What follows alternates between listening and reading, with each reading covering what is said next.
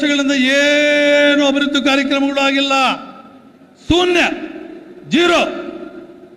ಬಹುಶಃ ನಿಮಗೆಲ್ಲ ಗೊತ್ತಿದೆ, ಮಾಧ್ಯಮ ಮಿತ್ರರು ನಿಮಗೆಲ್ಲ ಗೊತ್ತಿದೆ, ಜನತೆಗೂ ಗೊತ್ತಿದೆ. ಆದ್ದರಿಂದ ಇವತ್ತು ಈ ಒಂದು ಸರ್ಕಾರ ಹೋಗಬೇಕು.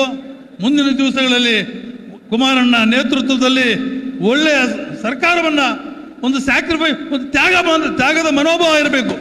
ರೈತರ ಬಗ್ಗೆ ಆಗಿ, ಮಹಿಳೆಯರ ಬಗ್ಗೆ ಆಗಿ, ಎಲ್ಲ ಬಡ ಜನತೆಯ ಬಗ್ಗೆ ಆಗಿ ಅವರು ಎಂಥ ಕಾರ್ಯಕ್ರಮಗಳನ್ನು ಹೇಳಿದ್ರು. ನಮ್ಮ ಹರೀಶ್ ಅವರು ಹೇಳ್ತಾ ಇದ್ರು, ಮುಂದಕ್ಕೆ ನಮ್ಮ ಪಕ್ಷವನ್ನು ಮುಂದಿನ ಅಸೆಂಬ್ಲಿ ಚುನಾವಣೆಯಲ್ಲಿ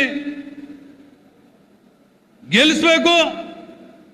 ಬಿಜೆಪಿ ಜೊತೆಯಲ್ಲಿ ನಾವು ಅವರು ಕೂಡ್ಕೊಂಡು ಸರ್ಕಾರ ಮಾಡಬೇಕು ಅನ್ನುವ ದೃಷ್ಟಿಯಿಂದ ಇವತ್ತು ನಾವೆಲ್ಲ ಕೂಡ ಇಲ್ಲಿ 100ಕ್ಕೆ 100ರಷ್ಟು ಕೂಡ ಸರ್ಕಾರ ಮಾಡ್ತೇವೆ. ಅದರಲ್ಲಿ ಯಾವುದೇ ಒಂದು ಸಂದೇಹವಿಲ್ಲ ನಿಮಗೆ.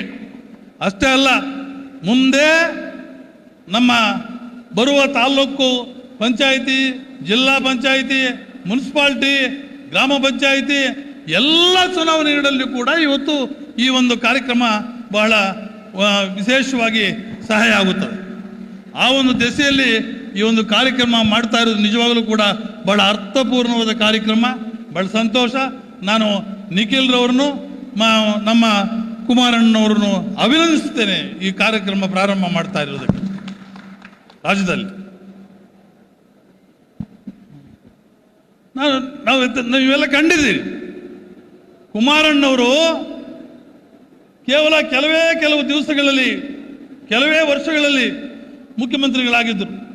ಆ ಸಂದರ್ಭದಲ್ಲಿ ಯಾವ ಯಾವ ಕಾರ್ಯಕ್ರಮಗಳನ್ನು ಮಾಡಿ ತೋರಿಸಿದ ಜನತೆಗೆ ಅವರ ವಿಶ್ವಾಸ, ಜನತಾ ದರ್ಶನ, ಒಳ್ಳೆ ಪವಿತ್ರವಾದ ಕಾರ್ಯಕ್ರಮ. ಮತ್ತೆ ಈ ಬೆಂಬಲ ಬೆಲೆ, ಟೊಮ್ಯಾಟೊ, ಇವತ್ತು ಮಾವಿನಕಾಯಿ, ನಾವು ಮಾವಿನ ಬೆಲೆ ನೋಡ್ತಾ ಇದ್ದೇವೆ ಶ್ರೀನಿವಾಸಪುರದಲ್ಲಿ, ನೋವಾಗುತ್ತದೆ. 100 ಕೋಟಿ ರೂಪಾಯಿ ಬಂದಿದೆ. ಇವತ್ತು ಸೆಂಟ್ರಲ್ ಗೌರ್ಮೆಂಟಲ್ಲಿ ಸುಮಾರು 50%, 50 ಕೋಟಿ ಕೊಡಿಸೋದಕ್ಕೆ ಕುಮಾರಣ್ಣವರು ಕಾರಣ. ಅವರನ್ನು ಅಭಿನಂದಿಸ್ತೇನೆ ಈ ಸಂದರ್ಭದಲ್ಲೇ. ಮತ್ತೆ ರಾಜ್ಯ ಸರ್ಕಾರ ಕೆಲವು ಕೊಟ್ಟಿದೆ, ಅದನ್ನು ಖರ್ಚು ಮಾಡೋದಕ್ಕೆ ಅವ್ರಿಗೆ ಯೋಗ್ಯತೆ ಇಲ್ಲ ರಾಜ್ಯ ಸರ್ಕಾರಕ್ಕೆ. ಇವತ್ತು 100 ಕೋಟಿ ಬಂದಿದ್ರು ಸಹಿತ ಒಂದು 10 ಕೋಟಿ ರೂಪಾಯಿ ಮಾತ್ರ ಖರ್ಚು ಮಾಡೋದಕ್ಕೆ ಅವ್ರಿಗೆ ಕಾರ್ಯಕ್ರಮ ಹಾಕ್ಕೊಂಡಿದ್ದಾರೆ. ಆಗೋದಿಲ್ಲ ಖರ್ಚು ಮಾಡೋದಕ್ಕೆ, ಎಲ್ಲ ದುಡ್ಡು ವಾಪಸ್ ಹೋಗುತ್ತದೆ.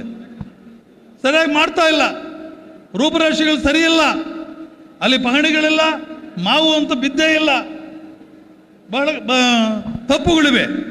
ಆದ್ದರಿಂದ ಮಾನ್ಯ ಇವತ್ತು ರಾಜ್ಯ ಸರ್ಕಾರಕ್ಕೆ ನಾನು ನಿವೇದನೆ ಮಾಡ್ತೀನಿ, ಈ ಸಂದರ್ಭದಲ್ಲಿ ಎಚ್ಚರಿಕೆ ಕೊಡ್ತೇನೆ.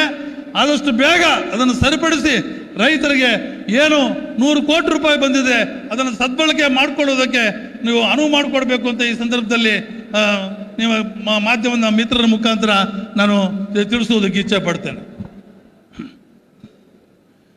ತಾವು ನೋಡಿದ್ದೀರಿ, ಇವತ್ತು ನಾನು 43 ವರ್ಷದಿಂದ MLA ಆಗಿದ್ದೇನೆ, ವಿಧಾನಸೌಧದಲ್ಲಿ, ಅಸೆಂಬ್ಲಿಯಲ್ಲಿ ಶಾಸನಸಭಾ ಸದಸ್ಯನಾಗಿದ್ದೇನೆ.